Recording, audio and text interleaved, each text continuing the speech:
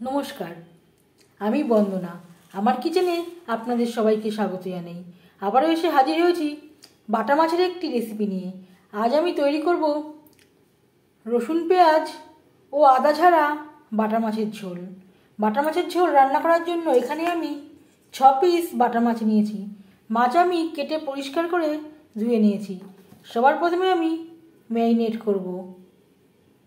হলুদের গুঁড়ো, আর লাগছে স্বাদ মতো লবণ।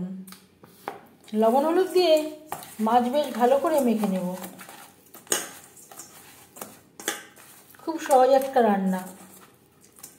বাটা মাছ আপনারাও প্রায়ই রান্না করে থাকেন, তবে আমি কিভাবে রসুন, পেঁয়াজ ও আদা ছাড়া বাটা মাছের ঝোল রান্না করি সেটা খুব সহজভাবে আপনাদের সাথে শেয়ার করব। লবণ হলুদ মাছে বেশ ভালো করে মেখে নিয়েছি। তেল আমি গরম করে নেব। বাটা মাছের ঝোল রান্না করার জন্য এখানে আমি 4 চামচ রিফাইন্ড অয়েল গরম করে নিয়েছি। এবার দিয়ে দেব ম্যারিনেট করে রাখা মাছ।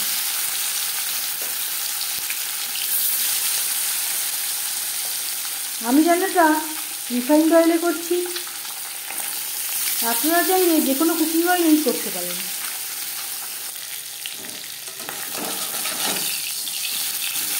একটা সাইড ভাজা হয়ে গেলে অপর সাইডটা উল্টে দেবো।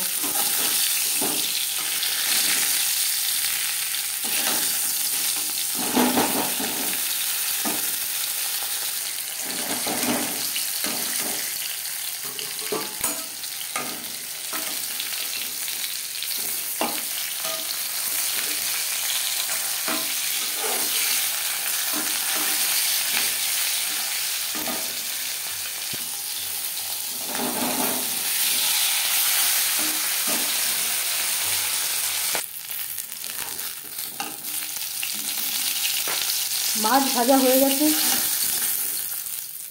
একটা পাত্রে উঠিয়ে নেব।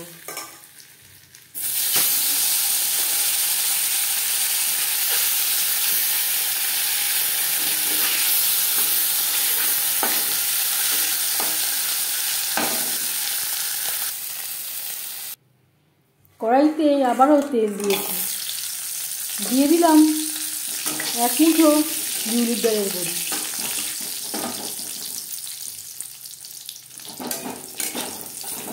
বড়ি লালচে করে ভেজে নেব।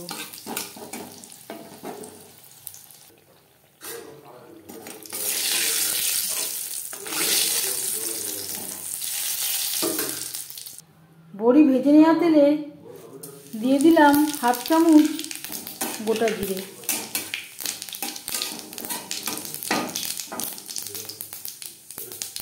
দশ 15 সেকেন্ড জিরে ভেজে নেওয়ার পর দিয়ে দেবো টমেটোর পেস্ট। এখানে আমি 2টো টমেটো সামান্য পরিমাণে জল দিয়ে বেটে নিয়েছি। হলুদের গুঁড়ো, স্বাদ মতো লবণ, আর লাগছে কাঁচা লঙ্কা বাটা। ঝালটা অবশ্যই আপনাদের স্বাদ অনুযায়ী দেবেন। 3-4 মিনিট নাড়াচাড়া করে নেওয়ার পর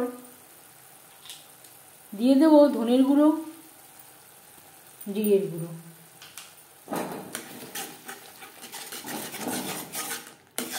মশলার সাথে গুঁড়ো মশলা বেশ ভালো করে মিক্সড করে দেবো।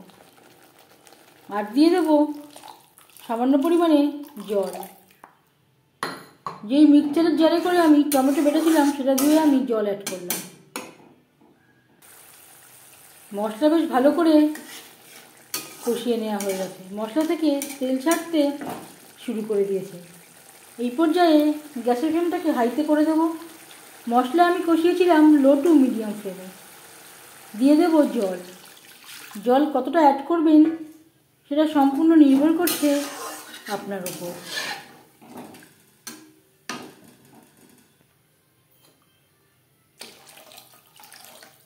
তিন 4 মিনিট গ্রেভি বেশ ভালো করে ফুটিয়ে নেব। 3-4 মিনিট গ্রেভি বেশ ভালো করে ফুটিয়ে নেওয়ার পর দিয়ে দেবো ভেজে রাখা মাছ। এই রেসিপিটি আমি বাটা মাছ দিয়ে ট্রাই করছি, আপনারা আপনাদের ইচ্ছে অনুযায়ী অন্য যে কোনো মাছ দিয়ে ট্রাই করতে পারেন। গ্রেভির সাথে মাছ আরও 3-4 মিনিট রান্না করব। 3-4 মিনিট রান্না করে নেওয়ার পর দিয়ে দেব 2 চেরা কাঁচা লঙ্কা।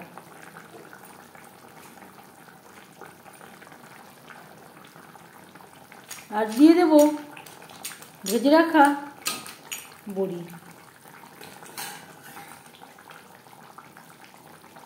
সবশেষে দিয়ে দিলাম সামান্য পরিমাণে ধনেপাতা কুচি। যেহেতু শীতকাল, এই সময় ধনেপাতা খুব ভালো পাওয়া যায়, অবশ্যই একটু ধনেপাতার ব্যবহার করবেন। 1-2 মিনিট নাড়াচাড়া করে নেওয়ার পর, রান্না করে নেওয়ার পর গ্যাসের ফ্লেমটা অফ করে দেব।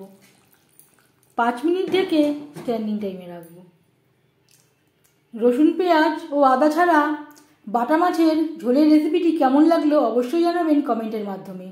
যদি এই রেসিপিটি ভালো লেগে থাকে লাইক করবেন, শেয়ার করবেন, সাবস্ক্রাইব করবেন আমার চ্যানেলটিকে, বেল আইকনটা ক্লিক করে দেবেন। যখন আমি নতুন ভিডিও আপলোড দেব তার নোটিফিকেশান সবার আগে আপনার কাছে পৌঁছে যাবে। আপনারা সবাই অনেক অনেক ভালো থাকবেন। এই ভিডিওটি দেখার জন্য ধন্যবাদ।